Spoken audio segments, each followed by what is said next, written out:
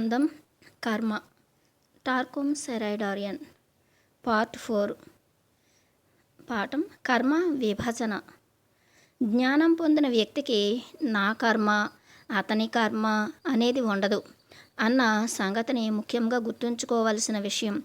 అది ఒకే కర్మ గ్రహం యొక్క జీవాన్ని పెంపొందించడం కోసం మనం చేసే ఏదైనా మనకు మంచి కర్మే. మనకే కాదు మొత్తం కర్మకు మంచిదే. మనం ప్రతి నిమిషము ఇతరుల కర్మను పంచుకుంటాం. మనమే కాదు మిగిలిన మనుషులందరూ కూడా అదే చేస్తారు. మంచి చర్యల ద్వారా మనం మన జీవిత పరిస్థితులను మెరుగుపరుచుకుంటాం. మిగిలిన వాళ్ళు అదే చేస్తారు. మనం మన సరికాని చర్యల ద్వారా ప్రపంచపు దుఃఖాన్ని పెంచుతాం. ఇతరులు అంతే. ప్రపంచపు కర్మను మనమందరము పంచుకుంటున్నామని ఒకసారి మనకు అర్థమైతే మనలో ప్రతి ఒక్కరూ మన గ్రహపు అభివృద్ధికి మనం చేయగలిగినంతగా చేస్తాం. కర్మ యొక్క ఏకత్వం ఏమి తెలుపుతుందంటే వాళ్ళని నాశనం చేయడం ద్వారా వాళ్ళను తప్పించుకోలేం. మనం వాళ్ళ కర్మను పంచుకుంటామని అర్థం చేసుకుంటాం. అలానే వాళ్ళు మన కర్మను పంచుకుంటారు. దీర్ఘకాల అనుభవాలతో మనం వీటిని అవగాహన చేసుకుంటాం, నేర్చుకుంటాం. వాటికి జ్ఞానం ఇవ్వటం, మనం అందరం నివసించే ఈ గ్రహాన్ని అత్యుత్తమ ప్రదేశంగా మలిచే నియమాలకు సేవ చేయటం. మనం మన కుటుంబపు సమూహపు కర్మను కూడా పంచుకుంటాం. ఒక సమూహం కనుక ఉన్నత నియమాలకు అంకితమై ఉంటే అది ప్రపంచపు కర్మను భౌతిక, ప్రాణమయ, మానసిక తలాల్లో కర్మను శుద్ధి చేసే కేంద్రంగా మారుతుంది. అటువంటి సమూహం మానవజాతి హృదయాలలో ఉన్న అత్యుత్తమమైన దానిని వెలికి తీసుకురావడం కోసం ఎరుకతో కర్మను ఉపయోగించే వారికి దగ్గర అవుతుంది. ప్రపంచపు కర్మను సాధ్యమైనంత తగ్గించి సహకారం, నమ్మకం, సరి అయిన మానవ సంబంధాలను, ఐక్యతను పెంపొందించడానికి మన చర్యలన్నిటి మీద అదుపు సాధించాలని ఇది బోధిస్తుంది. పాఠశాలలన్నింటిలోనూ మన పిల్లలందరి మీద ఈ అభిప్రాయాలు ముద్రించుకునేటట్లు చేయడం ముఖ్యం. ఇటువంటి శిక్షణ ద్వారా నిజమైన ప్రపంచ పౌరసత్వం సిద్ధిస్తుంది. ప్రపంచ పౌరసత్వం అనే మాటకు మనుషులు తరచూ భయపడతారు. ప్రపంచ పౌరసత్వం అంటే మన అస్తిత్వాన్ని, ప్రత్యేక మతాన్ని, జాతి, వర్ణ, తెగ, లింగ భేదాలు కోల్పోవటం కాదు. దాని అర్థం సరైన మానవ సంబంధాలు మన బాధలను, ఇబ్బందులను, సమస్యలను చాలా వరకు తొలగిస్తాయి. అది ఒక విజ్ఞాన శాస్త్రం.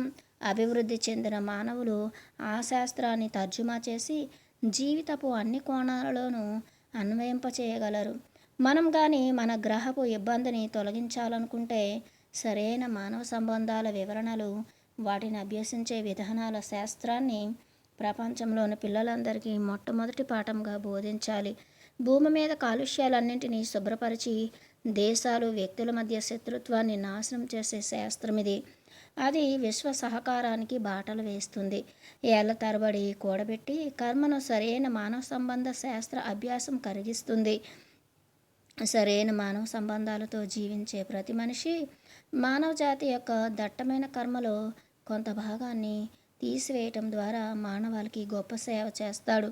చరిత్రలో ప్రపంచ సంఘంగా మారుతున్న ఈ సమయంలో ప్రజలు ప్రపంచానికి నూతన రాజ్యాంగాన్ని అభివృద్ధి చేసుకోవడం తప్పనిసరి. ఆ నూతన రాజ్యాంగం సరైన మానవ సంబంధాల మీద ఆధారపడి ఏర్పాటు చేసుకోబడుతుంది.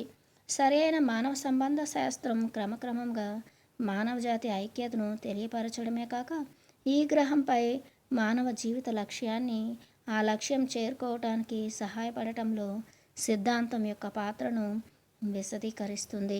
రుణం చెల్లింపులు. మన జీవితంలో రుణం చెల్లింపు అని పిలిచే నియమం ఒకటి ఉంది.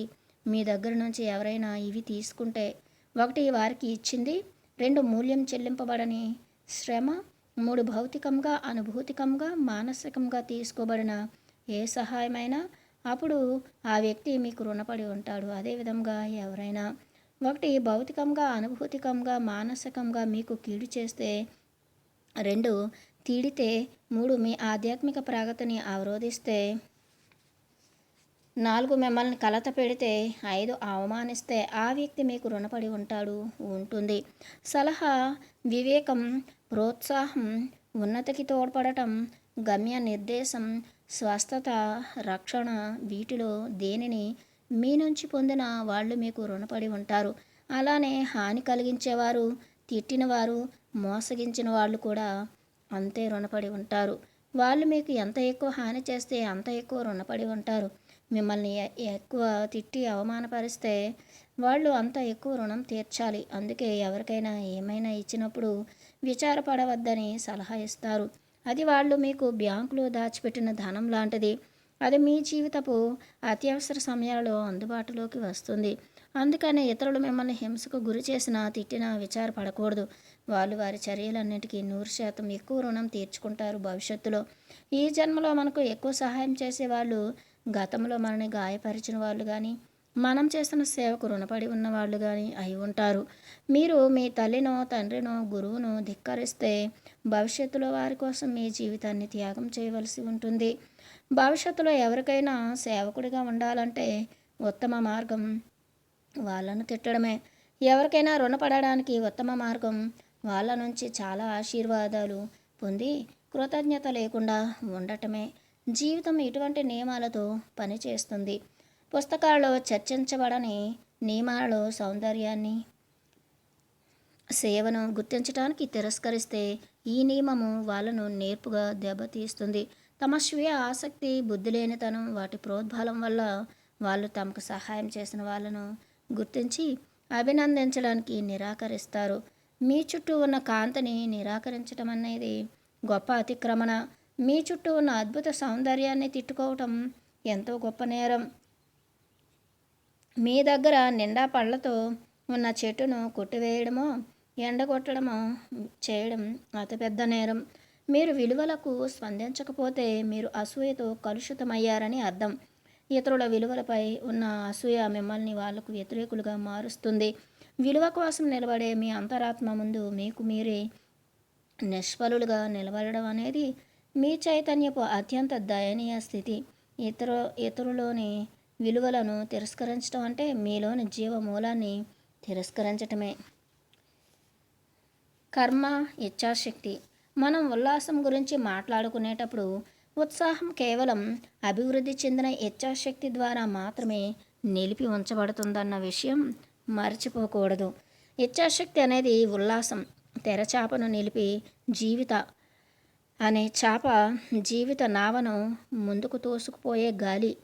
ఇచ్ఛాశక్తి కలతపెట్టే విషయాలను మన జీవ విద్యుదయస్కాంత క్షేత్రంలోనికి చొచ్చుకుపోనివ్వకుండా నిరోధించే కవచం. ఇచ్ఛాశక్తి ఒక కొలనులోకి నిరంతరం ప్రవహిస్తూ దానిని అనంత స్వచ్ఛంగా ఉంచే నీటి ధార. మరి క్రమశిక్షణ గల ఇచ్ఛాశక్తి అంటే ఏమిటి? బాహ్య ఉత్ప్రేరకాల నుంచి 3 శరీరాలను, అసంకల్పిత ప్రతిచర్యలను అదుపు చేసే సామర్థ్యం అని దాని అర్థం. అది స్వయంచాలిత చర్యలను నిలుపు చేయటం. ఇచ్ఛాశక్తి అనేది మనం చేకూర్చుకునే లక్షణం. మనం ఒక అడ్డంకును అధిగమించిన, ఒక సమస్యను నిస్వార్థంగా నిర్మాణాత్మకంగా పరిష్కరించిన, కష్టాన్ని అధిగమించిన, శత్రుత్వాన్ని కరిగించిన, అలవాటును అదుపులో ఉంచిన ప్రతిసారి మనం ఇచ్ఛాశక్తిని సమకూర్చుకుంటాం. అంతేకాదు మరెన్నో సందర్భాలలో మోహం యొక్క అదుపు నుండి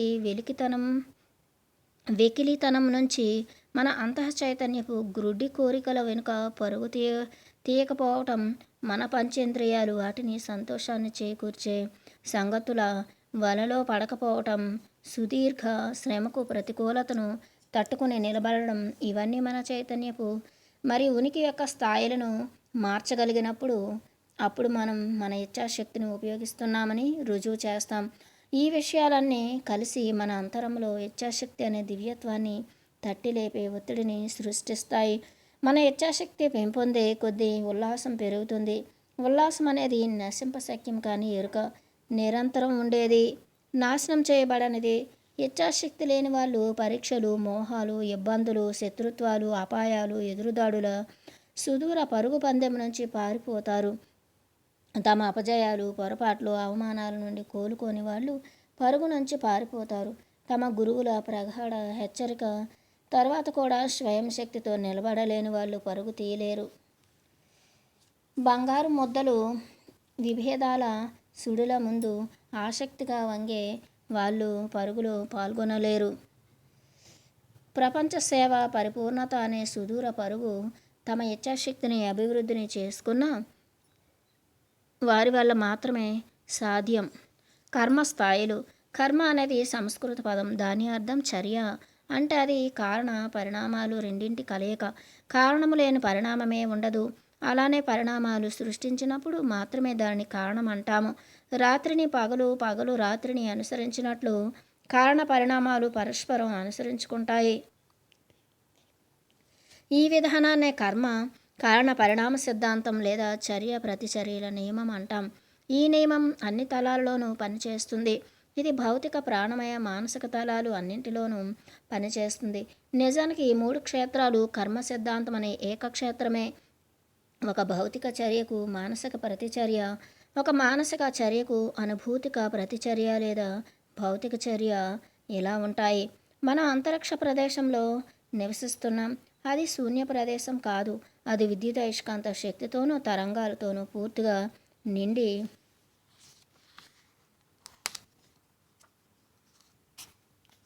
ఉంది. మనం వ్రేలును కదిలించిన ప్రతిసారి మనం కొన్ని తరంగాలను పనిచేయిస్తాం. మనం ఏదైనా మానసిక ఉద్వేగ చర్య జరిపిన ప్రతిసారి మనం జీవిస్తూ చెలిస్తున్న విద్యుదయస్కాంత క్షేత్రాన్ని ప్రభావితం చేస్తాం. మన చర్యలు అన్ని స్థాయిల్లోనూ విద్యుత్ తరంగాలను సృష్టిస్తాయి. అంతేకాదు మన మాటలు, పాటలు, నృత్యాల ద్వారా మనం విద్యుత్ తరంగాలను పంపుతాం. అవి అంతరిక్ష ప్రదేశపు శక్తి క్షేత్రంలో కొన్ని చర్యలు, ప్రతిచర్యలను సృష్టిస్తాయి. కర్మ సిద్ధాంతమే ఖచ్చితమైన న్యాయ నియమం. మనం ఏది విత్తితే ఆ ఫలాలే కోసుకుంటాం అని దీనిని అనువదించుకోవచ్చు. ఈ శక్తి క్షేత్రంలో మనం సృష్టించే ప్రతిచర్య మన చర్యకు సమానంగా ఉంటుంది. ఒక్కోసారి ఈ చర్య 3 తలాలలో శక్తివంతమవుతుంది. భౌతిక, ప్రాణమయ, మానసిక తలాల్లో కలిసి. ఒక్కోసారి 1 లేదా 2 స్థాయిల్లోనే శక్తి చేకూర్చబడుతుంది. ఒక్కోసారి దాని శక్తి తీవ్రత ఎక్కువ పౌనఃపున్యంతో ఉంటే, కొన్నిసార్లు తక్కువ పౌనఃపున్యంతో ఉంటుంది. సందర్భం ఏదైనా నియమం మారదు. మనం ఏమి ఇస్తే దాన్నే పొందుతాం. కర్మ సిద్ధాంతం మన కాల సమీకరణపు పరిమితులను మార్పు చెందిస్తుంది. చర్యకు 3 తలాల ప్రతిస్పందన భౌతిక, మానసిక, అనుభూతిక మనల్ని వివిధ సమయాల్లో చేరుతుంది. ఉదాహరణకు ఒక చర్యకు భౌతిక ప్రతిచర్య 2000 సంవత్సరాల తర్వాత రావచ్చు. మన ప్రాణమయ ప్రకృతిలో ఆ ప్రతిస్పందన భౌతిక స్థాయి కంటే కొన్ని శతాబ్దాల ముందు రావచ్చు. అదే మన మనో ప్రకృతిలో అయితే ఒక 15 సంవత్సరాలు రావచ్చు లేదా వెంటనే సంభవించవచ్చు. ఒక్కోసారి ఈ 3 ప్రతిచర్యలు మన వ్యక్తిత్వంలో ఒక్కసారిగా సంభవించవచ్చు. ఎవరు తమ చర్యల ఫలితాల నుంచి తప్పించుకోలేరన్నదే సూత్రం. ఒక చర్య కనుక మంచిదైతే అది మన మార్గంలో గొప్ప ఉల్లాసాన్ని, అద్భుత సౌందర్యాన్ని, మరింత మంచితనాన్ని, అమితమైన ఏకతను, గొప్ప ఆధిపత్యాన్ని, విశేష జ్ఞానాన్ని ప్రతిచర్యలుగా తీసుకువస్తుంది. అదే కనుక చెడ్డదైతే మన జీవిత మార్గంలోకి కష్టాలను, సమస్యలను తీసుకువస్తుంది. దానివలన క్రమంగా మంచి చర్యలు చేపట్టడాన్ని నేర్చుకుంటాం. మన శరీరంలో ఒక పరమాణువు యొక్క సరైన చర్య ఒక ప్రత్యేక కాలం వరకు మన శరీరాన్ని నిలిపి ఉంచడం అనేది ఎలా జరుగుతుందో, ఆ విధంగానే మనం ఏ దివ్య జీవంలో పరమాణువులుగా లాగా ఉన్నామో ఆ దివ్య జీవంతో ఏకత్వం కలిగిన చర్యలు సరి అయినవి, మరి మంచి చర్యలు. మనం మాట్లాడే మాటలు, మనకున్న భావాలు, ఆలోచనలు, భౌతికంగా మనం చేసే పనులు అన్నీ శాశ్వతంగా మన శక్తి క్షేత్రంలో సమాధై ఉంటాయి. అయితే అది మాటలు, అక్షరాల రూపంలో కాక విద్యుత్ ప్రకంపనలు నిదానంగానూ వేగంగానూ ప్రయాణిస్తాయి. కొంత దూరం తర్వాత అవి భిన్నమైన శక్తి చేకూర్చబడి వెనుకకు తిరిగి క్రమంగా వాటి ఉత్పత్తికి మూలమైన చోటుకు చేరుతాయి. ఆ ఉత్పత్తి మూలం ఉన్నత తలమా, నిమ్న తలమా అన్న దానిని బట్టి ప్రతిస్పందన జరిగే విధానంలో మార్పు ఉంటుంది. ఉత్పత్తి మూలంలో ఎప్పటికప్పుడు జరిగే ప్రతిస్పందనల మార్పుకు అనుగుణంగా ప్రతిచర్యలు నిరంతరము నియంత్రించబడతాయి. ఆ ప్రతిస్పందన భావపు తీవ్రతను పెంచవచ్చు, మార్చవచ్చు, మరి తేలికగా కరిగించవచ్చు. మన కర్మ నుంచి మనం తప్పించుకోలేం అని సనాతన ఋషులు చెప్పారు. ఇప్పుడు మనం చేస్తున్నది చర్య ఏదైనా అది మనకు, ఇతరులకు చేస్తున్నాం. మనం పని చేయని క్షణమే మన జీవితంలో ఉండదు. మనం ఏమి చేయని స్థితిలో ఉన్నా ఎప్పుడు ఏదో చేస్తూనే ఉంటాం. దీని అర్థం మనిషి నిద్రపోతున్న, మెలకువలో ఉన్న, మరణించిన, బ్రతికిన నిరంతర చర్యల ద్వారా శక్తి మూలాన్ని ఉత్పత్తి చేస్తాడు. మనం ఎప్పుడు చేసినా చేసిందంతా ఏదో ఒకరోజు మన్నించి తీరుతుంది. ఆవల తీరం మన పాత గీతాలన్నింటినీ ప్రతిధ్వనిస్తుంది. దీన్నే ఇంకో రకంగా చెప్పాలంటే మనం మన ప్రతిధ్వనుల మొత్తాల సమూహం. పాత చర్యలతో ఉత్పత్తి కాడిన ప్రతిచర్యలన్నీ ఒక నూతన వ్యక్తిత్వాన్ని సృష్టిస్తాయి. ఈ వ్యక్తిత్వం అన్ని ప్రతిచర్యల న్యూనీకరణ. అందుకే వర్తమానంలో మన అనుభూతులు, ఆలోచనలు, చేష్టలే మన భవిష్యత్తు. ఈ జ్ఞాన ప్రకాశంలో మన భవిష్యత్తు జీవితం ఎలా ఉండాలన్నది మన ప్రణాళిక వేసుకోవచ్చు. ఒక పెద్ద భవంతి నిర్మించటానికి ప్రణాళిక ఎలా వేసుకుంటామో అచ్చంగా అలాగే మన భవిష్యత్తు అవసరాలకు అనుగుణంగా మనం జీవించాలి. మన ఆత్మ జ్వాలను ఉపయోగించి మనోశక్తిని పనిచేస్తే మన వర్తమాన కర్మను మార్చడం కష్టమే కానీ అసాధ్యం మాత్రం కాదు. కర్మ అనేది వ్యక్తిగతమైనది మాత్రమేనని మనుష్యులు అప్పుడప్పుడు అనుకుంటారు. పరిశీలన లోపాల ఫలితమే ఈ విధమైన ఆలోచన. మనకు ప్రతి పరమాణువు యొక్క కర్మ, అన్ని పరమాణువుల సామూహిక కర్మ ఉంటుంది. అంటే మనం అన్ని తలాలలో మన జీవన విధానం ద్వారా పరస్పరం ప్రభావితం అవుతాం. అంతేకాదు మన చర్యలకే కాక ఇతరుల చర్యలకు కూడా బాధ్యులం. ఎందుకంటే వాళ్ళు ఆ విధంగా ఉండే కారణాన్ని మన చర్యల ద్వారా కలుగజేశాం. వ్యక్తి కర్మ, దేశ కర్మ, గోళ కర్మలు ఉంటాయి. ఆ దేశపు చావును దాన్ని చావనేయండి, మనం మన దేశాన్ని రక్షించుకుందాం అనే రోజులు పోయాయి. ఇప్పటి పరిస్థితులు మన గతకాలపు అమాయకత్వ ఫలం. భవిష్యత్తులో ఘన పూర్ణత్వం వ్యక్తిని ప్రభావితం చేస్తుంది అన్న ఎరుకలో ఉంటాం మనం. అందువల్ల విద్యాధిక్యత ఉన్న దేశాలకు మిగిలిన దేశాల అభివృద్ధి, సంక్షేమం, పురోగతిల కోసం పనిచేయవలసిన గురుతర బాధ్యత ఉంది. ఒక మనిషి సంపూర్ణ ఆరోగ్యవంతునిగా ఉండాలంటే నోరు, కళ్ళు, కాళ్ళు, మరి చేతులు మిగిలిన అన్ని భాగాల గురించి జాగ్రత్త తీసుకుంటేనే అది సాధ్యం. అలాగే దేశాలు కూడా. కొత్త ధర్మం కర్మ పునాదిగా నిర్మించబడుతుంది. మనలో ప్రతి వాళ్ళము మానవజాతి కర్మను, మన వ్యక్తిగత కర్మను తీర్చుతాం. ఇక్కడ మనం ఇంకోసారి గుర్తు తెచ్చుకోవాల్సిన విషయం, మనం మంచి చెడ్డ రెండు కర్మల గురించి మాట్లాడుకుంటున్నాం. మనం ఇతరులంతా చేసిన మంచిని, అలాగే మానవజాతి మొత్తం చేసిన చెడుని పంచుకుంటాం. ప్రతి మనిషి యొక్క ప్రగాఢ వాంఛ విజయాలు మిగిలిన వాళ్ళు మరింత పరిణితి పొందటానికే, మరి ఇంకా గొప్ప విజయాలు సాధించడానికే సహాయపడుతుంది. మన మంచి పనులు, ఆలోచనలు, ప్రేమ, కృతజ్ఞత, అనుభూతులు మానవజాతి మొత్తం మీద ఆశీస్సుల మేఘాన్ని తయారు చేస్తాయి. ఆ గుంపు నుంచి వ్యక్తులు, సమూహాలు ఉత్తేజితమై లక్ష్యాలు నిర్దేశించుకొని పరిణామ మార్గంలో ఇంకో మెట్టు పైకి ఎక్కుతారు. అలా మనం కర్మ గురించి మాట్లాడుకునేటప్పుడు అది ఓ పెద్ద గణయంత్రం. విద్యుత్ శక్తితోనూ అయస్కాంత శక్తితోనూ సమాచారం నింపి తయారు చేసినట్లే అది పెద్ద మానవాతీత గణయంత్రం. వ్యక్తులకు, సమూహాలకు, దేశాలకు, గోళానికి చెందిన సత్యమైన సంగతులన్నీ పొందుపరుచుకుని ఉంటుంది. మన ప్రతి మాట, ప్రతి చేష్ట, ప్రతి ఆలోచన ఒక్కటి కూడా అంతరిక్ష ప్రదేశం నుంచి తప్పించుకోలేదు. అన్ని గణయంత్రంలో ఉంటాయి. ఈ గణయంత్రాన్ని పనిచేయించే వాళ్ళు సూర్యుని ఉనికికి చెంది మానవుల ఊహకు కూడా అందనంత అభివృద్ధి చెందిన వారని మనం ఆది భౌతిక గ్రంథాల్లో చదువుతాం. కర్మ అనుకూల ప్రతికూల చర్యల ద్వారా మాత్రమే సమత్వంలోకి తేబడదు. అది సాహసోపేతమైన చర్యల ద్వారాను, గొప్ప త్యాగాల ద్వారాను కూడా తీర్చబడి ముగుస్తుంది. శక్తి, ఇచ్ఛ రెండూ కర్మకు అధిపతులు. స్వీయ పరిత్యాగం పొందినవారు, అందరి కోసం ఆకాంక్షించేవారు, యుద్ధానికి అంకితమైనవాడు, శ్రమలు కోర్చేవాడు అర్హుడిగా జ్ఞానాన్ని వెంటనే పొంది తన కర్మ అధిపతిగా మారుతాడు అని గొప్ప ఋషులు చెబుతారు. కర్మచక్రాన్ని తిప్పే ఇరుసు స్వీయ పరిత్యాగం. కర్మ సిద్ధాంతపు లక్ష్యం మనకు స్వీయ పరిత్యాగాన్ని బోధించటం. ఒక్కసారి నేను అన్నది వదులుకుంటే మనిషి దేవుడిగా మారుతాడు, లేదా తన కర్మకు అధిపతి అవుతాడు. కర్మకు దగ్గరయ్యే మార్గాలు రెండు ఉన్నాయి. ఒకటి, కర్మ మిమ్మల్ని నియంత్రించేటప్పుడు. రెండు, మీరు మీ కర్మను నియంత్రించినప్పుడు. విభజించే లక్ష్యాలు, చర్యలు అన్నీ మన ఉనికిలో నుంచి బయటకు తోసివేయబడి మన జీవిత సర్వస్వం అందరి మంచి కోసమే అంకితమైనప్పుడు కర్మ నియంత్రణ సాధిస్తాం. కూడబెట్టబడిన మొత్తం కర్మనంతా ఒకళ్ళు కానీ స్వీకరిస్తే అప్పుడు కూడా అది సాధ్యమే. మానవజాతి యొక్క అత్యంత భారమైన కర్మను గుంపులు గుంపులుగా మనుష్యులు కూడబెట్టిన కర్మ గుట్టలను అవతార పురుషులు వచ్చి స్వీకరిస్తారు. దాని పరిణామాలన్నింటినీ ఎరుకతో ఇష్టంతో ఆనందంగా భరిస్తారు వాళ్ళు. కర్మ అనేది గడ్డకట్టబడిన ఘన చిత్రం కాదు. అది నిరంతరం శక్తి తరంగాలను స్వీకరిస్తూ మార్పు చెందే ద్రవం. దానిని మనం మార్పు చేయవచ్చు. ఈ మార్పు అనేది మన త్యాగశక్తి మీద, అందరి కోసం పాటుపడాలన్న ఆకాంక్ష మీద ఆధారపడి ఉంటుంది. మనం చేసే పనులు పర్యవసానాన్ని గుర్తించి వాటిని సరిచేయడానికి అవసరమైన చర్యలు తీసుకుంటే తప్ప మన కర్మలో చాలా భాగం మార్పు చెందదు. అందుకే గొప్ప బోధకులు అందరూ మన చర్యలు, ఆలోచనలు, భావాలను ప్రతిరోజు సమీక్షించుకోమని చెప్తారు. ఒక్కసారి కనుక మన కర్మపై ఆధిపత్యం సాధించటం మొదటి మెట్టు ఎక్కినట్లే.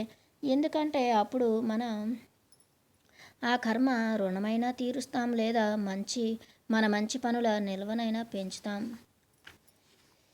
మంచి మాటలు, మంచి చేతలు, అనుకూల ఉద్వేగాలు, సవ్యమైన ఆలోచన, సరైన ఆధ్యాత్మిక లక్ష్యము, ఆకాంక్ష ఇవన్నీ మీ కర్మ బ్యాంకులో పద్దును పెంచుతాయి.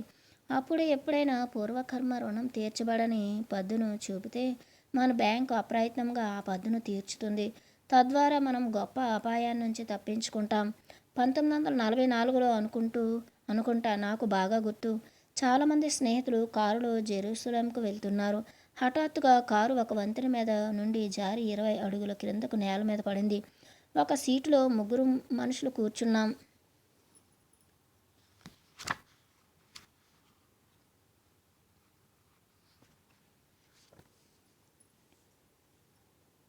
వెనుక సీటులో 3 మనుషులు కూర్చున్నాం. మధ్యలో వ్యక్తి నేను. తన శరీరంలో ఏ భాగానైనా దెబ్బ తగిలిందేమోనని చూసుకోవటానికి కదిలాడు. బాగానే ఉన్నాను అనుకున్నాడు. 2 ప్రక్కల ఉన్న స్నేహితులతో బయటకు గెంతమని చెప్పాడు. ఏ జవాబు వినపడక ఎలాగో కారు నుండి బయటపడ్డాడు. తన సహచరులిద్దరూ మరణించారని గుర్తించి భయోద్వేగాలతో కంపించాడు. పొదుపు ఖాతా నుంచి కర్మ తీర్చబడి నిజమైన అపాయాన్ని తప్పించుకోవటానికి ఇదొక ఉదాహరణ. మనందరికీ ఎప్పుడో అప్పుడు కొద్ది క్షణాల్లో అపాయం నుంచి తప్పించుకోవడం తెలుసు. అలాగే దానికి పూర్తి వ్యతిరేకంగా కూడా జరగవచ్చు. లాస్ ఏంజల్స్లో పెద్ద భూకంపం సంభవించినప్పుడు ఆ తర్వాత కుదుపులు నగరాన్ని నాశనం చేస్తాయేమోనని భయపడిన ఒక కుటుంబం ఇంకో రాష్ట్రానికి వెళ్ళాలని నిశ్చయించుకుంటుంది. వాళ్ళు తమ పెద్ద వ్యానులో వెళ్తుండగా ఘోర ప్రమాదానికి గురై మొత్తం కుటుంబంలోని వారు అందరూ మరణించారు. మనం కర్మను మళ్లించాలనుకుంటే అది వారి వైపే ప్రతిస్పందిస్తుంది. ఆత్మ దుర్భర స్థితిని ఎదుర్కోవటం అనేది నిచ్చెన ద్వారా పైకెక్కటంలాగా దగ్గర దారి. ఒక 10 సంవత్సరాల పాటు పడవలసిన కష్టం కొంతమంది ఎన్నుకున్న వారి జీవితంలో ఒక్కరోజే చుట్టుముడుతుంది. కర్మ నుంచి ఎవ్వరూ తప్పించుకోలేరు. కర్మను ఎదుర్కోవటంలో ఉత్తమ మార్గం మంచి కర్మలు చేసుకుంటూ నిల్వ పెంచుకోవటమే. కర్మ తీసుకునే విధానం శుద్ధి చేయటం. అది మన వ్యక్తిత్వాన్ని స్వచ్ఛంగా చేస్తుంది. మన రుణాలను తీర్చి అతి గొప్ప జ్ఞాన మార్గం వైపు ఆనందంతో అడుగులు వేస్తే కొత్త అవకాశాన్ని ఇస్తుంది. చాలా గ్రంథాల్లో బాధ, ఇబ్బందులను దేవుని వరాలు అని, లేదా సువార్తను తెచ్చే దేవదాతులని అనేవారు.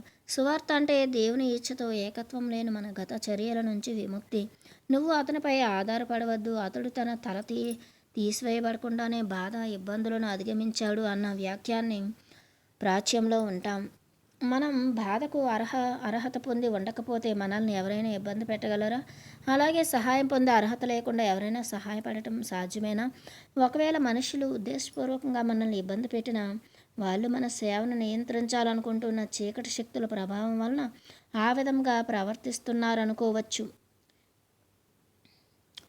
ఒకవేళ మనుషులు ఉద్దేశపూర్వకంగా మనల్ని ఇబ్బంది పెట్టినా వాళ్ళు మన సేవను నియంత్రించాలనుకుంటున్న చీకటి శక్తుల ప్రభావం వలన ఆ విధంగా ప్రవర్తిస్తున్నారనుకోవచ్చు. మనం ఒక గొప్ప పనిలో ఉపయోగించబడటాన్ని నిరోధిస్తూ మానవ జాతికి చేస్తున్న సహాయాన్ని అడ్డుకోవటం కోసం ఆ విధంగా చేస్తున్నారు అన్నది సమాధానం. వాళ్ళు మనకు కలుగజేస్తున్న నష్టమంతా మన కర్మ బ్యాంకులో నిల్వగా జమ అవుతుంది. తర్వాతి కాలంలో ఈ నిల్వే మనల్ని పెద్ద దాడుల నుంచి రక్షిస్తుంది.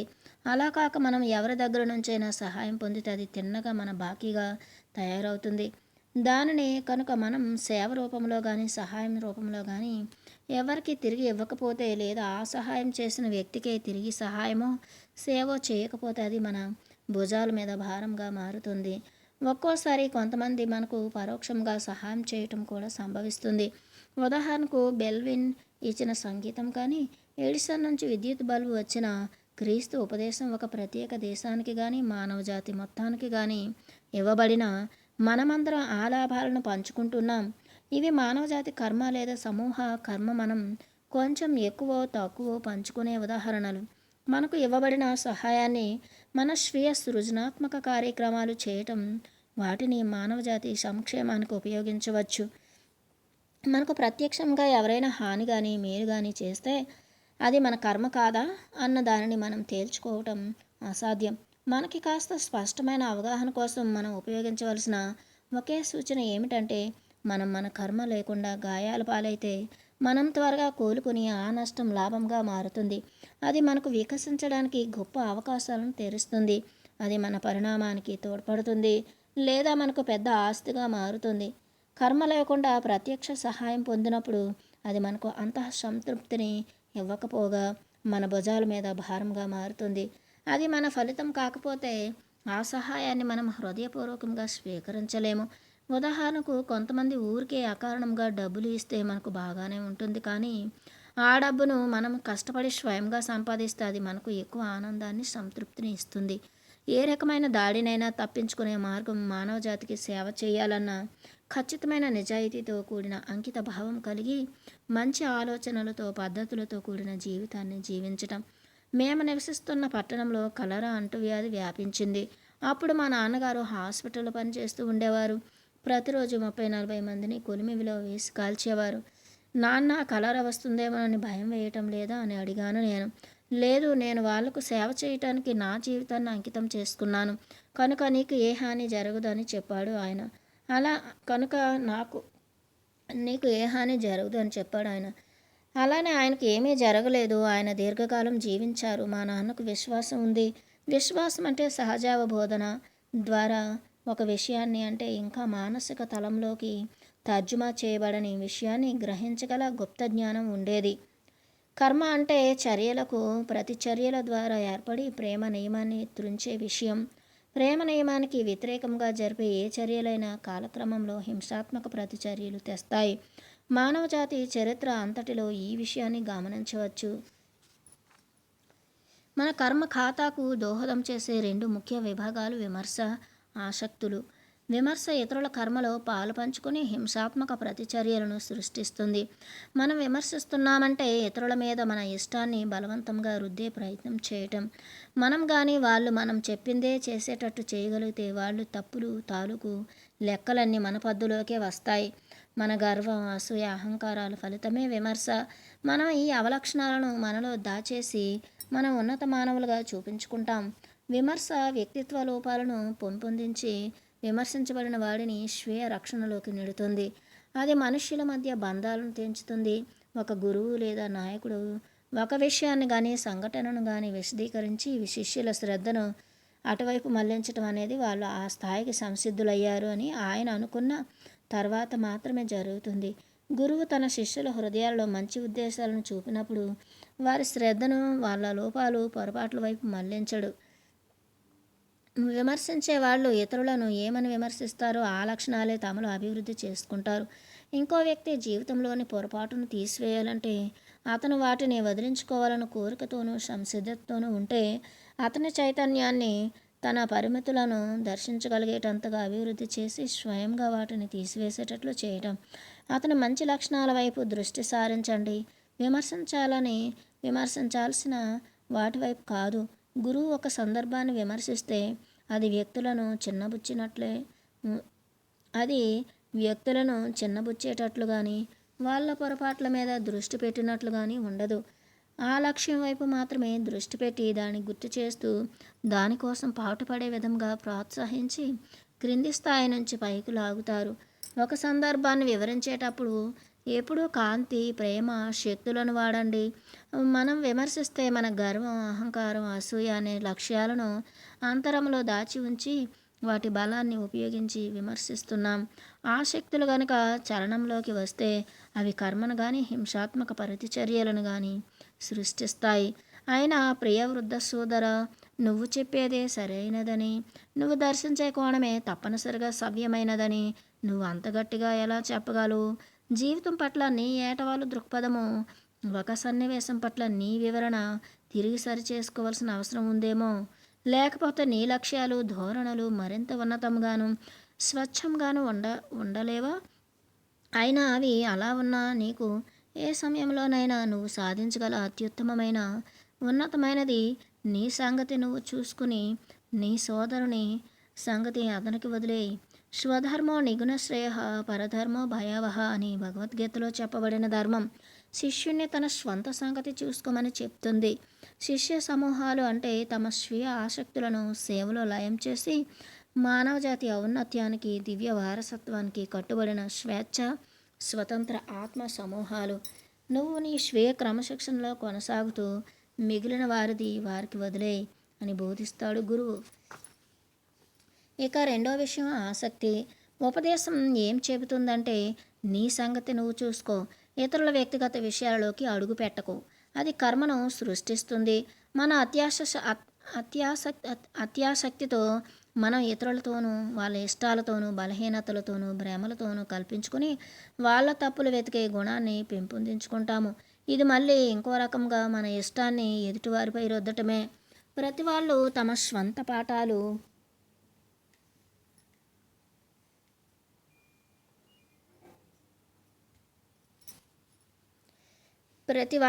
స్వంత పాఠాలు నేర్చుకుంటూ తమ వ్యక్తిగత జీవితాన్ని వాళ్ళ ఇష్టానికి అనుగుణంగా నడుపుకుంటారు. వాళ్ళు జీవించే విధానం వారి స్వీయ ప్రయోగం. ఆసక్తి అనేది విమర్శ కంటే భిన్నమైనది. అది ఇతరుల గురించి సమాచారం సేకరించి ఆ తర్వాత దాన్ని వాళ్లకు వ్యతిరేకంగా ఉపయోగించటం, లేదా వాళ్ళ పొరపాట్లను వైఫల్యాలను మన స్వీయ అభివృద్ధికి ఉపయోగించుకోవటం. ఒక్కోసారి దాన్ని మానసికమైన వంచన అంటారు. నాకు తెలిసినంతలో ఇతరుల దారిలోకి వెళ్ళటం కంటే దారుణమైన పని ఇంకొకటి లేదని గొప్ప ఋషి చెప్తారు. గొప్ప బోధకులు ప్రేమ సూత్రాన్ని నొక్కి వక్కాణించేటప్పుడు వాళ్ళు మనకు ఆరోగ్యం, సంపద, ఉల్లాసం, అవగాహన, ఏకత్వాల తాళం చెవిని ఇస్తున్నారు. ఈ విషయం చెబుతూ ఒక గొప్ప గురువు ప్రేమ అనేది కలయికకు ప్రతిస్పందన. ఇది మానవునిలో అవగాహన పోల్చుకోవటం చేర్చుకోవటం అని అర్థం. వివేకం అంటే అభివృద్ధి చెందిన ప్రేమ, అవగాహనల కాంతి నుంచి ఉద్భవించే నైపుణ్యమైన చర్య. అది మనకు కావలసిన దాని పట్ల ఎరుక, దాన్ని పొందటానికి అవసరమైన దానికి చేరువ చేసే సామర్థ్యం. సేవ చేస్తున్న శిష్యుని ఆత్మ కిరణానికి అనుగుణంగా 1 లేదా 7 కిరణాల ప్రభావపు నీడలో ప్రేమ వివేకాల శాస్త్రీయ ప్రకటన విధానమే మౌలికంగా సేవ. ప్రేమ నియమాన్ని ఉల్లంఘించటం సాంఘిక, ఆర్థిక, రాజకీయ సమస్యలను సృష్టించి వ్యతిరేక పరిణామాలు తేవటమే కాకుండా మన ఆరోగ్యాన్ని కూడా ప్రభావితం చేసే అవకాశం ఉంది. ఆరోగ్యాన్ని పరిరక్షించటం, సాంఘిక ఐకమత్యం అనేవి ప్రపంచం మొత్తం మీద ఈ గొప్ప ఋషులు చెప్పిన మార్గం ద్వారా మాత్రమే సాధ్యం. కర్మ రుణాలను తీర్చే సత్వర సౌకర్య మార్గం ప్రేమ. ప్రేమ మన ఖాతాలో 3 రెట్ల వడ్డీని సృష్టించటమే కాకుండా ఏ ప్రతికూల కర్మను ఉత్పత్తి చేయదు. కాకపోతే కొందరు వికల మనస్కులు తమ ద్వేషాన్ని, విషపూరిత చర్యలను ప్రేమ అనే పేరుతో ప్రకటించడం మనకు తెలిసిన సంగతే. గొప్ప త్యాగ, గాఢ పశ్చాత్తాపం, మిక్కిలి అనుకువల ద్వారా గొప్ప ప్రేమ రుజువవుతుంది. మానవ జాతికి మనం చేయగలిగిన అత్యంత సేవ చేసినప్పుడు మనం అత్యంత ఆనందాన్ని పొందగలుగుతాం. ఎందుకంటే ఆ క్షణం సూర్యుని లక్ష్యంలో మన అంతరంగం ఏకమైన క్షణం. కేవలం అటువంటి క్షణాల ద్వారానే మనం గొప్ప కర్మను తీర్చుకుని మన భుజాల మీద బరువు దించుకుంటాం. అందుకే మనం అంత ఆనందం పొందగలం.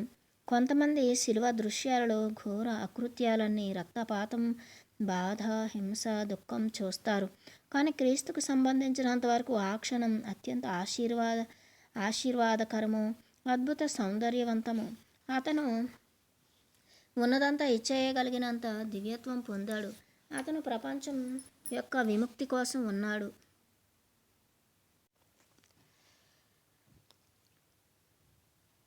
అతను ప్రపంచం యొక్క విముక్తి కోసం ఉన్నాడు. శిలువ చర్యను గురించి క్రొత్త నిబంధన గ్రంథంలో నమోదైన విషయాలు వాస్తవానికి అనుగుణమైనవి కావు. మానవ జాతి కోసం ప్రేమతో రక్తం ఓడ్చిన అతను ఈ శిలువపై ఉన్నప్పుడు ఉన్నంత ప్రకాశంతోనూ ఆనందంతోనూ అంతకుముందు ఎన్నడూ లేడు. అన్ని మతాలలోనూ జాతులలోనూ నిజమైన నాయకుల రక్షకుల హృదయాలలో అదే త్యాగనిరతి కనిపిస్తుంది. మానవ నిర్మిత చెరసాలలు దుఃఖాల నుంచి మానవజాతి విమోచన చెయ్యడానికి వారి జీవితాలు కారణాలు, మార్గాలు, ప్రత్యక్ష నిదర్శనాలు. మార్పు చెందే దాని మధ్యలో ఉండి మార్పు చెందకుండా ఉండటం ఎలాగో కర్మ బోధిస్తుంది. ఇది చూడటానికి వింతలాగా అనిపించిన మనం జాగ్రత్తగా గమనించి చూస్తే మనం నేర్చుకోవాల్సిన గొప్ప అంశం నిరంతరం మారుతున్న ఈ ప్రపంచంలో మారకుండా ఉండటమే. ఆ మార్పు లేనిది ఒకే ఒకటి ఏమిటంటే మన ఆత్మ మూలం. అదే వాస్తవంగా ఆత్మ ఆకర్షణ వికర్షణకు గురి అవుతుందని, కూడబెట్టడం పంచడానికి దారితీస్తుందని, అధికారం బలహీనతలో అంతమవుతుందని కర్మ మనకు క్రమంగా తెలియచేస్తుంది. మార్పు అనే అరణ్యంలో నుంచి మార్పు చెందని మూలంలోకి మార్గాలను కనుగొనే విధంగా కర్మ మనకు వివేకాన్ని ఇస్తుంది. మన శరీరంలో ఉండే ఆత్మ ఎప్పుడూ పుట్టనిది, అది ఎన్నడూ చావనది. దానికి ఉనికి లేదు అనటం అసత్యం. అది ఉనికిలోకి వస్తుంది లేదా రాకుండాను ఉంటుంది. అది మళ్ళీ నిలిచిపోయినట్లు ఉంటుంది. అది పుట్టనిది, శాశ్వతమైనది, మార్పు చెందనిది ఆత్మ. కర్మబంధంలో చిక్కుకుని ఉన్నంత కాలము మనము ఆ మార్పు చెందని స్థితికి చేరం. మన స్వీయ ఆత్మను చేరే మార్గానికి దానిని తీర్చడం మాత్రమే విముక్తి కలిగిస్తుంది. మన తత్వం నుంచి తప్పించుకోవటం, వస్తువులతోనూ వాటి వ్యామోహాల సుడిలోనూ చిక్కుకుని ఉన్నంతకాలము మనము మన తత్వం నుంచి వేరుపడలేము. జీవిత పాఠశాలలో మనం ఇదంతా నేర్చుకుంటాము. ఆ పాఠశాల పాఠ్యాంశాలు కర్మ విమోచన మార్గాలు తప్ప మరేవి కావు. కర్మ విషయంలో క్షమ పాత్ర ఏమిటి? ముందుగా క్షమ అంటే మన సర్వస్వాన్ని ఇతరులకు ఇచ్చివేయటమని అర్థం. అది మనం ఏమిటో వాటినన్నింటినీ వదిలి ఘన పూర్ణత్వాన్ని చేరటం. ఎవరినైనా క్షమించడం అనేది క్షమించబడని వాని అతనితో ఉన్న భౌతిక మానసిక అనుభూతిక బంధక్షేత్రాలను త్రెంచి మన మనోద్వేగ శక్తులను అటువైపు ప్రసరించకుండా చేస్తుంది. మన వైపు నుంచి క్షమ అనేది ప్రేమపూర్వక చర్య. క్షమించబడిన వ్యక్తి మాత్రం తన కర్మను తాను తీర్చగలిగినంత ఉత్తమ మార్గంలో తీర్చే వరకు తనను తాను క్షమించుకోలేడు. కాకపోతే ఆ రెండవ వ్యక్తి అతని కర్మను తన భుజాలపై వేసుకుంటే తప్ప. అటువంటి క్షమాపణ తర్వాత రెండవ దాని కర్మ సంగతిని మినహాయిస్తే మనం అద్భుతమైన గమనింపులో ఉండటమే కాక మార్పు 2-3 ఉంటుంది. క్షమ అనేది మన వైపు నుంచి మన ప్రతికూల కర్మ పెంపొందకుండా నిరోధిస్తుంది. మనకు ఎవరైనా హాని చేసినా మనం వాళ్లకు మేలు చేస్తాం. అటువంటి చర్యల ద్వారా మాత్రమే చెడ్డ కర్మ వలలో పడకుండా రక్షించుకోగలం. అలా తప్పించుకోవడం సాధ్యమే కానీ కష్టం. క్షమ అనేది నిజమైన ప్రేమ యొక్క చర్య. మనల్ని మనం అవతల వ్యక్తికి అత్యుత్తమ సంభవాలను పొందగల కృషి చేసే ఆకాంక్ష గల స్థితిలో ఉంచుకోవటం. ప్రేమలో మనం మన మంచి కర్మను లేదా పొదుపును పెంచుకుంటాం. కర్మ మనకు ఇంకో ఆసక్తికర విషయాన్ని నేర్పుతుంది. అది మనకేం బోధిస్తుందంటే మన మూర్తిమత్వం అంతా మన శ్రమ ఫలితమే. మన దగ్గర నైపుణ్యం ఉందంటే మన స్వీయ వికాసం కోసం మనం కష్టపడి పని చేసాం. మనం మేధావులమైతే మనం ఎన్నో జన్మల పాటు మరింత తీవ్రంగా కష్టపడి స్వీయ విభజన శక్తిని, సౌందర్యాన్ని పొందాము. విశ్వంలో ఏ కష్టమో లేకుండా ఏదీ పొందబడలేదు. ఇది సృష్టి యొక్క న్యాయాన్ని, ప్రతిచోట మనుష్యుల మధ్య గల భేదాలను వివరిస్తుంది. మన కఠోర పరిశ్రమల పర్యవసానమే మన స్వీయ వికాసం కోసం మనం పని చేయకపోతే, కష్టపడకపోతే మనలను సృజనాత్మకంగా చేసేవారు ఎవ్వరూ ఉండరు. అభివృద్ధికి కానీ విజయానికి కానీ కావలసినది పదార్థాలను కూడబెట్టడము, మన అభిప్రాయాల్ని ఎదుటివారిపై రుద్దటము కాదు. అది తెరుచుకోవడం, వికసించే ప్రక్రియ, రూపాంతరం చెందే విధానం. కర్మ సిద్ధాంతం నుంచి మనం నేర్చుకోగలిగిన గొప్ప పాఠం కష్టపడి పనిచేయటం. ప్రగాఢ ఆకాంక్ష, తీవ్రంగా కష్టపడటం ద్వారానే మనం మన పరిమితులను అధిగమించి మనలను మనం దాటిపోవాలి. కర్మను ఎదుర్కోవటం. మనం ప్రతి క్షణము మన గత కర్మ తరంగాలను ఎదుర్కోవటం అనివార్యం. కర్మ ప్రవాహం వడిగా ప్రవహిస్తుంటే ఈ అలను ఎరుక పవిత్ర ఆనంద ప్రవాహంగా మారుస్తుంది అని గొప్ప ఋషులు చెప్పారు. కర్మ సందేశాన్ని గుర్తించి దాన్ని చిత్తశుద్ధితో వాస్తవికంగా సత్యవంతంగా ఎదుర్కొన్నప్పుడు మార్పు సంభవిస్తుంది. మన కర్మ యొక్క కారణాలను, వాటి పరిణామాలను చూడటం వల్ల మన చైతన్యాన్ని మార్చుకుంటాం. దానివలన 2 విధాల కారణాలను సృష్టించబడతాయి. మన చైతన్యాన్ని విస్తరించుకోవడము, అందరకు సేవ చేసే అవకాశాలను కల్పించటం. ఈ పద్ధతిలో మనం మనలో నిక్షిప్తమై ఉన్న అత్యంత సౌందర్యాన్ని, ఇమిడి ఉన్న శక్తిని విడుదల చేస్తాం. దానికి బదులుగా కర్మ నియమంతో పోరాటం చేస్తే బాధను, ఇబ్బందులను, పరిమితులను ఆహ్వానిస్తాం.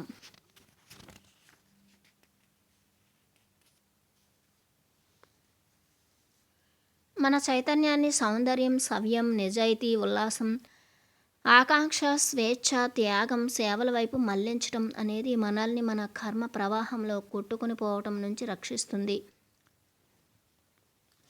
ఒక వ్యక్తి కర్మ పరిమితులను అధిగమించి తన కర్మానుభవాలన్నింటినీ త్యాగ నిరతితో కూడిన సేవను చేస్తే సౌందర్యం ప్రత్యక్షీకరించబడటం సత్యం. త్యాగంతో కూడిన జీవితం గడపటం ద్వారా ఒక వ్యక్తి అగణితమైన సౌందర్యాలను సృష్టించవచ్చు. ఈ ప్రపంచం అనుభవించే సౌందర్యమంతా కర్మ ప్రవాహాలను ఎరుకతో పరిష్కరించిన వ్యక్తుల సమూహాల మానవజాతి వ్యక్తీకరణల బహుమానమే. కర్మను నూతన చైతన్యంతో ఎదుర్కొని మానవజాతిని కర్మ ప్రవాహాల నుంచి విమోచన చేయడానికి కృషి చేయటం మానవ జీవితంలో అన్ని కోణాలలోనూ నాయకులను సృష్టిస్తుంది. మనుషుల్ని తమ పంజరాల్లోంచి విడుదల చేసి వారికి నూతన స్వేచ్ఛాయుత దిశల గురించి వెల్లడి చేసిన క్షణంలో సౌందర్యం ఉద్భవిస్తుంది. మన దివ్యత్వాన్ని పనిచేయించటం కోసం కర్మ సిద్ధాంతం ఉంది. మన దివ్యత్వ ప్రత్యక్షీకరణ పెరిగే కొద్దీ ఉనికిలో మరింత సౌందర్యం వస్తుంది. చాలామంది తమకు అలా అన్యాయం జరిగిందని అనుకుని తమ కర్మతో పోట్లాడుతూ ఉంటారు. వాళ్ళు తమ కర్మ పరిస్థితులను అవగాహన చేసుకోకపోవటం వలన కానీ, తమ చైతన్యాన్ని ఉపయోగించకపోవటం వలన కానీ తమ కర్మకు విరుద్ధంగా పోరాడుతారు. ప్రతి ఒక్కరూ తమ జీవితాన్ని చైతన్యంతో జీవించలేరు. తమ చైతన్యం విస్తరించే కొద్దీ మనం అనుభవించవలసిన కర్మ తగ్గటమే కాకుండా మిగిలిన వారికి కూడా తక్కువ కర్మను సృష్టించటం నేర్పుతారు. మనం చైతన్యాన్ని విస్తరించుకునే కొద్దీ మనం ఈ నియమ రహస్యాలను తెలుసుకొని ఈ నియమాన్ని సౌందర్యాన్ని సృష్టించడం కోసం ఉపయోగిస్తాం. సౌందర్యం, సవ్యం, చిత్తశుద్ధి, ఉల్లాసం, స్వేచ్ఛ, పరిపూర్ణత్వం కోసం ఆకాంక్ష, త్యాగ నిరతితో కూడిన సేవ అన్నీ కర్మ ప్రవాహంలో ఉన్న వారి బహుమానాలే. ఇప్పుడు వాళ్ళు ఈ ప్రవాహాల్ని సౌందర్య వాహినిగా మార్చారు. సౌందర్య బీజాలను నాటి ఈ నియమాన్ని ఫలవంతం చెందించి బలోపేతం చేసిన ప్రపంచంలో అందరి కోసము ఈ సౌందర్యాన్ని వృద్ధి పొందించారు. ప్రతి సౌందర్యము కర్మ మీద విజయ ఫలితమే. కర్మ పరిమితులు అధిగమించకుండా, కర్మ పరిమితుల కారణాలను తెలుసుకోకుండా ఏమీ పొందలేం. అన్ని తలాలలోనూ కర్మఫలాన్ని దాటి నిలవటానికి ఒక వ్యక్తి తన చర్యలను అదుపు చేసుకునే కొద్దీ అతను విశ్వ అయస్కాంతానికి గ్రాహకంగా మారుతాడు. విశ్వ అయస్కాంత మనిషిని సౌందర్యంలో జీవించేటట్లు ఉత్తేజపరుస్తుంది. విశ్వ అయస్కాంతంలో ఉన్న ప్రతిబంధము విశ్వ అయస్కాంత శక్తితో తీసుకోబడిన ప్రతిచర్య మన ఉనికిలో, మన జీవిత వ్యక్తీకరణలో, మన సృజనాత్మకత చర్యలలో సౌందర్యాన్ని ఉద్భవింపచేస్తుంది. కర్మ ప్రవాహం మన జీవితాన్ని నియంత్రించటాన్ని నిలిపి విశ్వ అయస్కాంత ప్రవాహాల ద్వారా ప్రత్యక్షీకరించబడిన విజయాలను ప్రతిఫలించినట్లుగా విశ్వ అయస్కాంతం మన జీవితాన్ని ఒక స్థాయికి చేరుస్తుంది. విశ్వ అయస్కాంతం కిరణాల ద్వారా ప్రకాశవంతమైన గత కర్మ అంతా సౌందర్యంగాను, చిత్రాలుగాను, నాటకం, పద్యాలు, సంగీతం అన్నింటినీ దాటి జీవితంలోకి కర్మ నియమపు వివేకాన్ని ప్రత్యక్షీకరించుకునే జీవితంలోకి రూపాంతరం చెందుతాయి. బాధను ఆశీర్వాదంగా, అజ్ఞానాన్ని ప్రకాశవంతంగా, బలహీనతను శక్తిగా మార్చాలంటే మనం శక్తివంతమైన కర్మ ప్రవాహాలను పరిష్కరించడం నేర్చుకోవాలి. ప్రతి గొప్ప విజయము కర్మపై విజయం సాధించడం ద్వారా మాత్రమే సాధ్యమవుతుంది. కర్మ మన జీవితాన్ని పరిమితం చేసి కాలాంతరంలో మనని అవాస్తవ చక్రంలో బంధిస్తుంది. ఈ పరిమితిని అధిగమించి అవాస్తవికపు యాంత్రికత్వం నుండి మనల్ని విడుదల చేసుకోవటానికి గొప్ప శక్తి, ఆకాంక్ష, నిశ్చయత్వం అవసరం. మనం కర్మను మేధస్సుతో ఎదుర్కొంటూ కర్మ సిద్ధాంతంలో దాగి ఉన్న సందేశాన్ని అర్థం చేసుకుంటున్నప్పుడు మాత్రమే ఇవన్నీ సాధ్యం. మన గత కర్మల పరిణామాలను ఎదుర్కోవటానికి నాయకత్వ లక్షణాలు, కర్మ తరంగాల మీద తేలియాడగల స్థైర్యం, సంసిద్ధత ఉన్న నాయకుడు అవసరం. ఒక గజ ఈతగాడిని చూసిన ప్రతిసారి నేను కర్మ తరంగాలపై సౌందర్యం సృష్టించే వారి గురించి అలలకు ఎదురు నిలుస్తూ వాటి వలనే ప్రగతి సాధించగలవారి గురించి ఆలోచించేవాడిని. మనం మన కర్మను నైరాశ్యంతో, భయంతో, కోపంతో ఎదుర్కోకూడదు. కానీ దానిని ఉన్నత తలాల నుంచి, మన మూలం నుంచి మనం బయటపడటము, కర్మ తరంగాలను ఒక ఈతగాని వలె గమనిస్తూ ఆ తరంగాలలో మునిగిపోకుండా ఉండటము నేర్చుకోవటానికి ప్రయత్నించాలి. ఈ ప్రపంచంలో మనం నేర్చుకునేదంతా మన కర్మను ఎదుర్కొనే మార్గం. సౌందర్య వారధులను, సూపనాలను నిర్మిస్తూ దాన్ని మార్చుకోవటము తప్ప మరేమీ కాదు. కర్మ సిద్ధాంతం మనని పరిణామంగా మారటం కంటే కారణంగా ఉండటంలో సహాయం చేస్తుంది. మనం చైతన్యంతో జీవించినంత వరకు కారణ పరిణామాలుగా జీవిస్తాం. కర్మ సిద్ధాంతం మనల్ని నిద్రలేపి కారణంగా ఉండే అవకాశాన్ని ఇస్తుంది. కారణం కర్మ ప్రవాహంతో అనుసంధించి విశ్వ అయస్కాంతంతో ఐక్యతతో ఉండే జీవితాన్ని సృష్టిస్తుంది. మిమ్మల్ని నియంత్రిస్తున్న వారు ఎవరో, లేక మీరు ఎవరికి బానిసలో, లేక మీరు ఎవరికి సేవ చేస్తున్నారో చూడడానికి ప్రయత్నించండి అని మా గురువులు తరచూ చెప్తుండేవారు. మనల్ని ఉపయోగించుకుంటున్న, మనపై చాతుర్యం ప్రదర్శిస్తున్న, మనల్ని స్వలాభం కోసం వాడుకుంటున్న కారణాలను దర్శించడం ఎంతో శక్తివంతం. స్వేచ్ఛ పొందిన మానవులు అతి కొద్ది మందే ఉంటారు. వారే మానవజాతి ఆశ, భవిష్యత్తును. కర్మను త్రిప్పికొట్టడం. మనుష్యులు తాము ఒక ప్రత్యేక కుటుంబంలో ఎందుకు జన్మించారో, ప్రత్యేక సమూహం సభ్యులుగా ఎందుకున్నారో, ఒక ప్రత్యేక దేశంలో ఎందుకు పుట్టారో అని ఆశ్చర్యపడుతుంటారు. వాళ్ళు ఎక్కడున్నా, ఎలా ఉన్నా ఒంటరిగా నిలబడిన భావం ఎందుకుంటుందో, ఎవరితోనూ వ్యక్తులు, సమూహం, దేశం దేనితో అనుబంధం లేకుండా ఎలా ఉన్నామా అని కూడా ఆశ్చర్యపడతారు. మనిషిలో 2 రకాల కర్మదగ్ధం చేరుస్తుంది. మనుష్యుల 2 రకాల కర్మ దగ్గర చేరుస్తుంది. ఒకటి పరస్పరం హాని చేసుకునే చర్యల వలన నిర్మించబడిన కర్మ, 2 సేవ సహకారాల ద్వారా నిర్మించబడిన కర్మ. సమూహాలన్నీ ఈ 2 రకాల కర్మ ఫలితాలే. హానికర చర్యలు వివిధ భాగాలుగా విభజింపబడ్డాయి. 1 భౌతికమైన హాని, 2 అనుభూతి పరమైన ఇబ్బంది, 3 మానసిక హాని, 4 ఇతరుల ఆధ్యాత్మిక అభివృద్ధిని నిరోధించే చర్యలు. ఈ రకమైన చర్యలు మనుష్యుల్ని తమ కర్మ బాహ్యంగా పనిచేయటానికి లాగుతాయి. తమ కర్మ పద్దు తీర్చుకోవటానికి కానీ, స్వీకరించటానికి, లేదా తమ గత చర్యల పద్దుల విషయమో, సేవ లేదా సహకార చర్యల మంచి ఫలితంగా ఏర్పడిన కర్మ కూడా వివిధ రకాలుగా విభజించవచ్చు. 1 భౌతిక తలానికి సంబంధించిన సేవ, 2 అనుభూతిక తలానికి చెందిన సేవ, 3 మనుష్యుల ఆధ్యాత్మిక అవసరాలకు సంబంధించిన సేవ, 4 మనుషుల జ్ఞాన ప్రకాశాన్ని అందించి, రక్షించి, నాయకత్వం వహించటానికి అవసరమైన సహకారం. ఇటువంటి చర్యలు ఒక శక్తివంతమైన వ్యక్తిత్వాన్ని నిర్మిస్తాయి లేదా మనుష్యుల మధ్య ఆధ్యాత్మిక బంధాలను నిర్మిస్తాయి. జన్మ పరంపరలో అది వారిని దగ్గర చేసి, సమూహంగా తయారు చేసి, మానవజాతికి దివ్య ప్రణాళికకు సేవ చేయటానికి సిద్ధం చేస్తుంది. మనుష్యులను దగ్గర చేసే ఇంకో విషయం ఒకే బోధన లేదా గురువు పట్ల గల అంకిత భావపు నిర్దేశం. ఇది మనుష్యుల మధ్య గాఢమైన బంధాలను సృష్టిస్తుంది. శతాబ్దాలు, జన్మల తరబడి పరస్పర ప్రయోజనాలను పెంపొందిస్తూ అభివృద్ధి చెందుతుంది.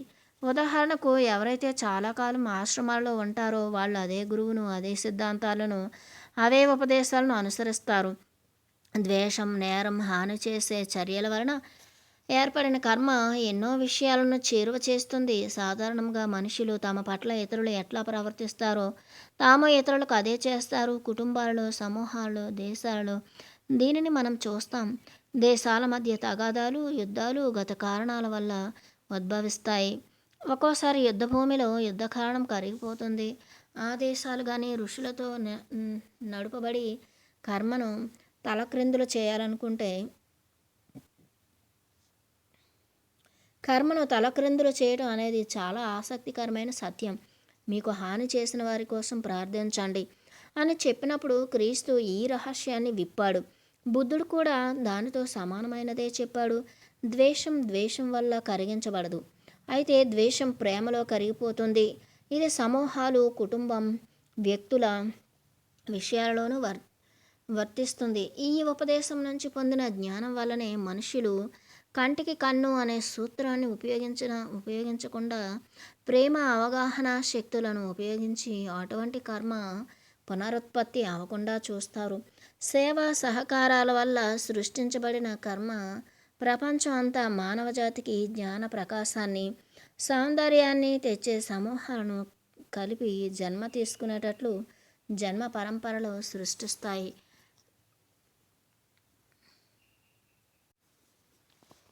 తరచుగా వాళ్ళు ఒక ప్రాంతంలో సమూహాలుగా ఉంటారు. ఒక్కోసారి వ్యక్తులు సమూహాలుగా ప్రపంచం అంతా అక్కడక్కడ ఉంటారు. మానవ ప్రయత్నం ఉన్న 7 క్షేత్రాలలోనూ వాళ్ళ ఐక్య సహకార శ్రమ ఫలితాన్ని చూస్తారు. అటువంటి వ్యక్తులు సమూహాలుగా ప్రపంచం అంతా అక్కడక్కడ ఉంటారు. మానవ జాతి భీభత్సం నుంచి సౌందర్యానికి నడిపిస్తారు. మనుషులు సేవలోనూ సహకారంలోనూ పురోగతి సాధిస్తే వాళ్ళ ఆశ్రమాల కాంతి మూలానికి సమీపంగా వెళ్తారు. క్రమంగా వాళ్ళు సేవ, సహకారాల వల్ల వాళ్ళు తమను సూటిగా ఆశ్రమాల్లోకి, ఆశ్రమ సేవల్లోకి చేర్చే కర్మను నిర్మించుకుంటారు. ఈ స్థితిలో వాళ్ళు సేవ, సహకారాలను ఉపయోగించి కర్మను నిర్మించే వారికి ఉత్తేజ మూలాలుగాను, ముద్రలుగాను మారుతారు. మానవజాతికి అత్యున్నత మంచి కోసం సేవ చేసే సమూహంలో భాగంగా మారటం అన్నది మన జీవితంలో అతి గొప్ప విజయం. కర్మ అనుకూల ప్రతికూల లేదా ప్రతికూల సమూహాలను మాత్రమే సృష్టించదు. ఒంటరితనాన్ని, వైరాగ్యాన్ని విభిన్నంగా సమూహం లోపలైనా బయటైనా ఉండే మనుషులను, కొన్ని సంఘటనలను సృష్టిస్తుంది.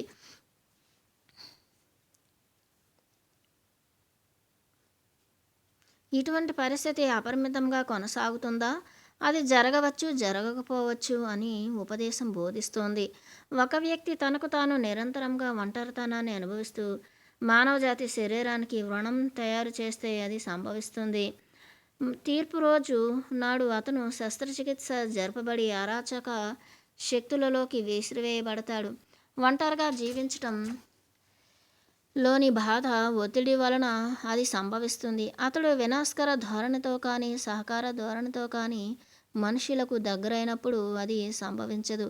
సూక్ష్మ మనోతలాల్లో కూడా ఇదే నియమం వర్తిస్తుంది. మనుష్యులు 3 శిబిరాలుగా విభజింపబడ్డారు. ఉన్నత మనోతలాల్లో అన్ని సమూహాలు సహకారంతో పనిచేయటంలో నిమగ్నమై ఉంటారు. నిమ్న మనోతలాల్లోని వారు తమ భేదాలకు కారణాలు చూడరు కనుక అక్కడ విభాగాలు ఉంటాయి. ఉన్నత సూక్ష్మతలాల్లో ఉల్లాసానికి, ఆనందానికి, ప్రేమకు సమూహాలు ఉంటాయి. నిమ్న సూక్ష్మతలాల్లో వ్యతిరేకతలు ఉంటాయి. ఆకాశ తలాల్లో తరచూ ఒంటరిగా ఉండేవాళ్ళు కనిపిస్తారు. ఒంటరితనం వారి చుట్టూ ఒక శక్తి క్షేత్రాన్ని సృష్టిస్తుంది. ఆ క్షేత్రం ఉన్నత తలాల ఆకర్షణకు నిరోధిస్తుంది. వాళ్ళ పొగరు, అహంకారం వారి చుట్టూ ఒక గోడ కడుతుంది. ఈ గోడ వాళ్ళ భవిష్యత్తు ఇబ్బందుల నుంచి బయటకు రాలేకపోవటానికి కారణం అవుతుంది. సాధారణంగా గోడను చీల్చుకు రాగలిగిన ఒంటరి వాళ్ళు మానవజాతి ఔన్నత్యానికి ఉపయోగపడే గొప్ప జ్ఞానాన్ని, వివేకాన్ని కూడబెడితే తిన్నగా ఉన్నత మనోతలాలకు చేరతారు. మనుషులు కర్మ పద్దు అంతా చెల్లిస్తేనే కర్మ మారుతుంది అనుకుంటారు. ఇది వినటానికి బాగానే అనిపిస్తుంది, కానీ పద్దు చెల్లించడం అనేది అనేక విధాలుగా జరుగుతుంది. ఉదాహరణకు ఒకానొక జన్మలో మీరు నన్ను హత్య చేశారు. మనం ఇంకో జన్మలో దాన్ని సరిచేసుకోవడానికి మళ్ళీ కలిసాం. దానిలో మిమ్మల్ని చంపాలన్న కోరిక నా అంతరంలో ఉంటుంది కానీ, దానికి బదులు నేను మీలోని కోరిక నేరాభిలాషను చంపుతాను. నేను మీకు జ్ఞానాన్ని అందించి మీ నేరాభిలాషను ముట్టడి చేయాలన్న కోరికను పారద్రోలుతాను. కర్మను తలక్రిందులు చేయగలిగటం కంటే ఉన్నతమైన చర్య ఏదీ లేదు. అందుకే క్రీస్తు మీ శత్రువులను ప్రేమించండి అని చెప్పాడు కానీ ఆ పదాలు సరిగ్గా అనువదించబడలేదు. ఒక శత్రువు ఉన్నాడంటే అర్థం అతనిని జ్ఞానవంతుని చేయడం ద్వారా కర్మను తలక్రిందులు చేయమని, అతనిలో మంచి గుణాలను పెంపొందించటం ద్వారా అతని చైతన్యాన్ని విస్తరించటం, మీకోసం తన స్వీయ కర్మను తానే ధీరోదాత్త త్యాగాల ద్వారా తీర్చుకుని చిత్తశుద్ధి నియమానికి అనుగుణంగా వర్తించే స్థాయికి అతని చైతన్యాన్ని తీసుకురావటం. కర్మను తలక్రిందులు చేసిన వ్యక్తుల మధ్య ఉత్తమ స్నేహం నెలకొంటుంది. అది అంతం లేని స్నేహం. నీకు చెడు చేసిన వారికి మేలు చెయ్యి. మన మంచి చేతల ద్వారా అన్ని తలాలలోనూ అంత అభివృద్ధి, ఉన్నతత్వము పొందుతాము. మన బాధ, ఇబ్బంది, ఓటమి, ప్రతికూల ఫలితం ఇవన్నీ మన పాత చెడ్డ కర్మ ఫలితాలే. మీ భవిష్యత్తుకు మంచిది ఏదో చెడ్డది ఏదో మీరు నిర్ణయించుకునే శక్తి మీకు లేనప్పుడు మీ జ్ఞానం, సమాచారం, స్థాయి, సంపద, సర్టిఫికేట్లు ఇవేవి మీకు ఉపయోగపడవు. ఈ విచక్షణే మీరు ప్రతిక్షణం ఎరుకతో సంసిద్ధతతో ఉండేటట్లు చేసి మిమ్మల్ని మంచి మార్గంలో ఉంచుతుంది. మీకు మంచిదైనది ఇతరులకు మంచిది. అన్ని చైతన్యం గల జీవులన్నిటికీ మంచిది. ఈ విచక్షణ మంచిని ఎంచుకోవడం అనేవి నీ పరిణామ క్రమంలో మీరు సాధించిన స్థాయిని నిర్ణయిస్తాయి. ఒకసారి సరైన మార్గం ఎంచుకున్న తర్వాత మీ సుగుణాలు, విజయాలు అన్నీ మిమ్మల్ని అత్యుత్తమ ఆశీర్వాదంలోకి నడిపించటానికి సహకరిస్తాయి. కానీ మీరు చెడు మార్గం ఎన్నుకుంటే మీ చదువులు, జ్ఞానాలు, స్థాయిలు మిమ్మల్ని ప్రకాశత్వంలోకి, ఉల్లాస ఆశీర్వాద మార్గంలోకి తీసుకురాలేవు అని ఒకరోజు మా శిష్య బృందానికి గురువుగారు బోధించారు. ఆ తర్వాత ఆయన మనం చేసే ప్రతి పనిలో, మాట్లాడే దానిలో, అనుభూతిలో, ఆలోచనలో విచక్షణను ఎలా పెంపొందించుకోవాలో చెప్పారు. మొట్టమొదటగా మనం నేర్చుకోవాల్సింది, బోధించవలసింది కర్మ సిద్ధాంతం. ఒకసారి మనం దాని గురించి తెలుసుకుంటే మనం మనల్ని విమోచన చేసే చర్యలను ఎంచుకొని మన చైతన్యాన్ని విస్తరించుకొని విశ్వంతో అనంతమైన సంబంధాన్ని నేర్పుతాం.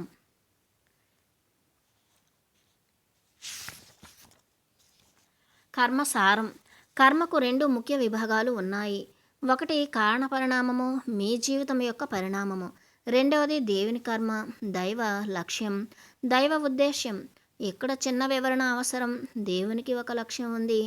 దానికి వ్యతిరేకంగా ఉండే ప్రతిదీ త్వరలోనే ఆలస్యంగానూ నశించిపోవడానికి ఉంది.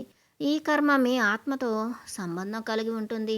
ఈ నియమం మీ ఆత్మను ఆ నియమంతో ఏకత కలిగి ఉండేటట్లు చేసి కాలాంతరంలో మీ ఆత్మ అభివృద్ధి చెంది దైవ లక్ష్యపు సౌందర్యాలను విరజిమ్ముతుంది. ఈ కర్మ ఎన్నటికీ తెగిపోదు, కానీ దానికి వ్యతిరేకంగా ఉన్న ప్రతిదీ క్రమంగా క్షీణించి నశిస్తుంది. ఈ ప్రపంచంలో మనకు తెలిసిన జీవితం ఈ రెండు కర్మలకు దగ్గరగా ఉంటుంది. నిజానికి మొదటి కర్మ దైవ కర్మ వల్లనే, దైవ లక్ష్యం వల్లనే వస్తుంది. ఆ శక్తులు, నియమాలు, కర్మ సిద్ధాంతము భూమి యొక్క కర్మను స్వచ్ఛపరిచే ప్రయత్నం చేసి కారణాల పరిణామాలను సృష్టిస్తుంది.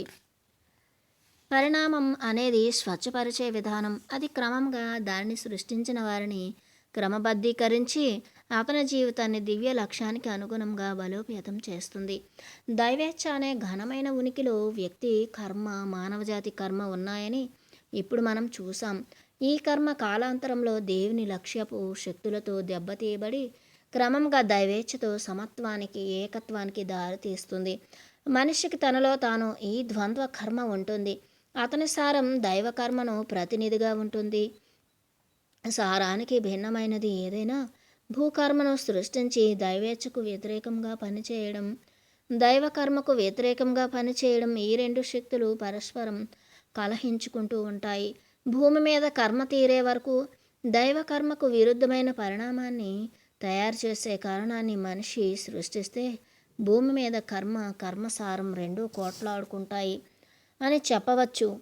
మనిషి అనుసరించాల్సిన క్రమశిక్షణ ఏమిటంటే తన జీవిత చర్యలు కర్మసారానికి విరుద్ధమైన పరిణామాలను సృష్టించకుండా చూసుకోవటం. అలా చేయమని ప్రతి కర్మసారంతో బయటకు నెట్టివేయబడుతుంది. దైవకర్మకు రెండు భాగాలున్నాయి. ఒకటి ప్రపంచ కర్మ, రెండవది దైవపు కర్మసారాన్ని సృష్టించడంలో సహాయపడటానికి ఉపదేశాన్ని పొందటం. గత అనుభవాల సారాంశము ఒకే లక్ష్యం కోసం కేంద్రీకరించబడిన విషయాలే దైవ కర్మసారం.